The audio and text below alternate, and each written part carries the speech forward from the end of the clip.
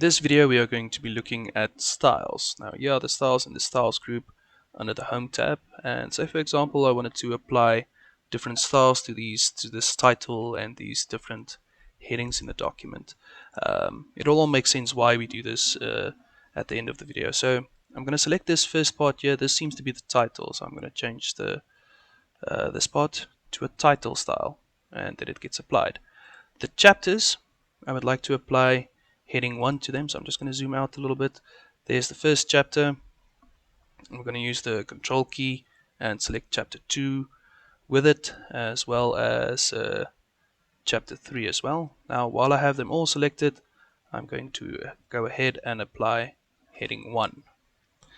Now these headings that I've highlighted in yellow for the sake of this video, so that they are a little bit easier to spot, I'm going to select them in the same way I did the chapters, right, using the control key to select them together, so I can apply heading 2 to them all at once. There's another one, and I believe this is the last one. Right, there we go. So I'm going to apply to them heading 2. So let's see what we have. We have the title, we have heading 1 and heading 2, but I don't necessarily like the look of that because heading 2 seems to be bigger than heading 1, so the hierarchy doesn't exactly make sense. So I'm going to right click here on heading 2 and modify it. Now everything that has heading 2 applied to it will now change accordingly. So I'm going to change here quickly, make the size a little bit smaller maybe, give it a bit of an underlining, and I'm going to leave the font as is and the color as is. Right, so there we go. Now all of the heading 2s have that applied to them, that modification. Heading 1, let me just undo there. Heading 1 I'm going to modify as well. I'm going to change the font color to black. Going to make it 18 size and bold them and not underline them. Right, so now this will apply to all of the headings that I styled heading 1 with. And there we go, that looks a little bit better. There's the title, there it says chapter, and here's heading 2.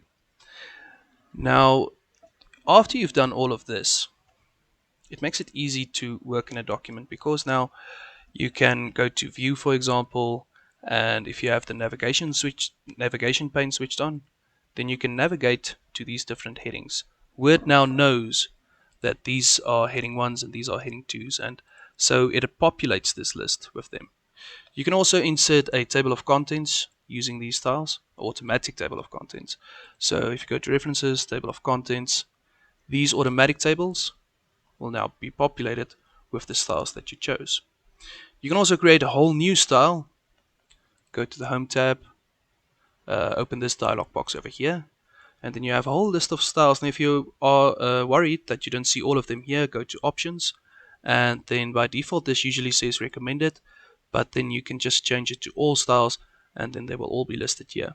If you want to create a new style, create your own, you click on this option here that says new style, and then the style should be based on something. So if it's heading 1, then it will be showing up as a heading 1 in your table of contents and on the navigation pane, heading 2, etc. So for this I'm going to say heading 3, style is based on heading 3. I'm going to give it a proper name, so I'm going to say new, excuse me, it's caps lock off, new heading 3.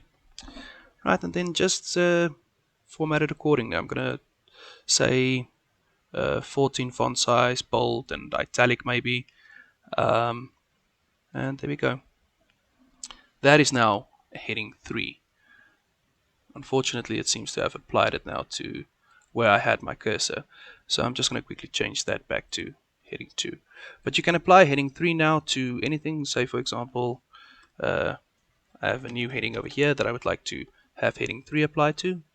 Just simply select it and then go find my brand new heading.